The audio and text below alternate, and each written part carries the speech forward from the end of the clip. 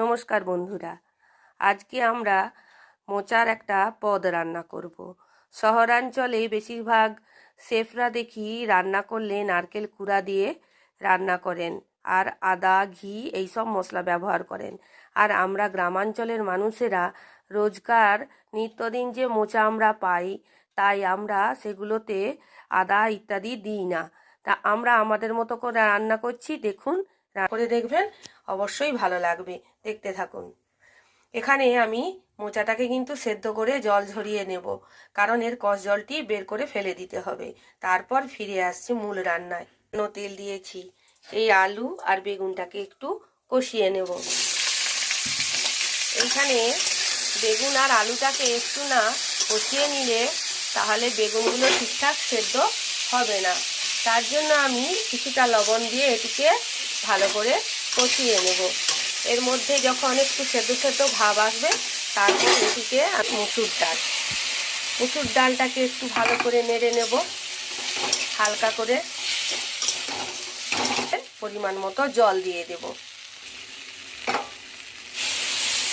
আমরা গ্রামের দিকে এখানে যেমন আলু বেগুন দিয়েও এই ডালটা রেঁধে খাই, সেরকম লাউ ডগ, এই কুমড়ো ডগ, এইগুলো দিয়েও কিন্তু এই ডালটা রান্না করা যায়, খেতে খুবই সুন্দর হয়। আর যে এই মোচাটি রান্না করছি, এটি পেড়েছি দেখুন ওই আমার বাগানের গাছ থেকে।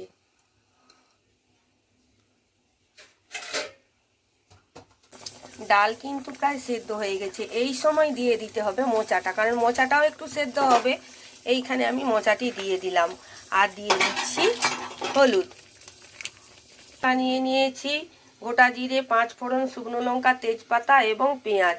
আর এখানে জিরে আর খুব অল্প লঙ্কা গুঁড়ো ভিজিয়ে রেখেছি।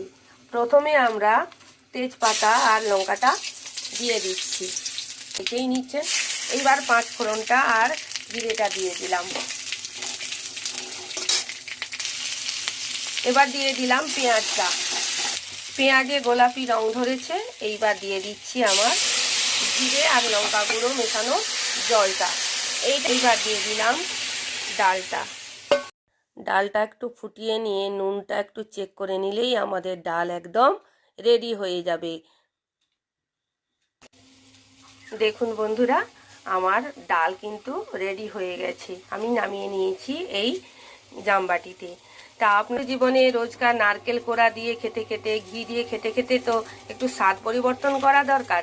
তাই আমার এই ডাল রান্নাটা করে দেখবেন, অবশ্যই ভালো লাগলে চ্যানেলটিকে সাবস্ক্রাইব